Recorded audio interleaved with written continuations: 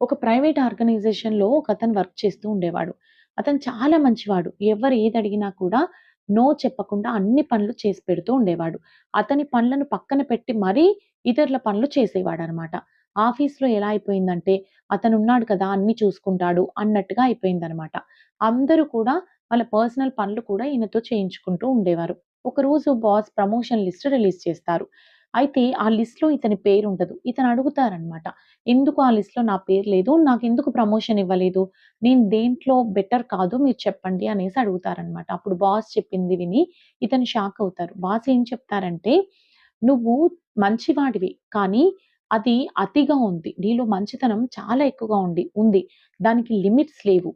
So, నువ్వు stand తీసుకోలేవు. నువ్వు ఎవరు ఏది చెప్పినా కూడా ఓకే అంటావు. సో, నువ్వు స్టాండ్ తీసుకోలేవు. అందుకని నేను నీకు ఇవ్వలేకపోతున్నాను" అని చెప్తారనమాట.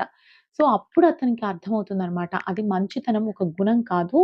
అది ఒక చేతగానితనం అయిపోయిందక్కడ అని అతనికి అర్థమైపోయింది. సో, మంచితనం కూడా ఒక లిమిట్‌లో ఉండాలి. నో చెప్పడం కూడా తెలుసుకోవాలి. ఎప్పుడు మీరు యెస్ చెప్తూ ఉంటే మీ టైం వేస్ట్ అవుతుంది. మీ సెల్ఫ్ రెస్పెక్ట్ దెబ్బతింటుంది. మీరు ఎప్పుడు యెస్ చెప్పినా మీకొక విలువ లేకుండా పోతుంది. మీ గురించి తెలిసిన వాళ్ళకి, మీ మంచితనం అర్థం చేసుకునే వాళ్ళకి మీరు యెస్ చెప్పారంటే ఒక అర్థం ఉంది. కానీ మీ మంచితనాన్ని వాళ్ళ అవసరానికి వాడుకొని మిమ్మల్ని వదిలేసే వాళ్ళకి మీరు ఎప్పుడు కూడా యెస్ చెప్పకూడదు. ఒక్కొక్కసారి మీరు నో చెప్పడం నేర్చుకోండి. అప్పుడు వాళ్ళ నిజ స్వరూపాలు అర్థమవుతాయి.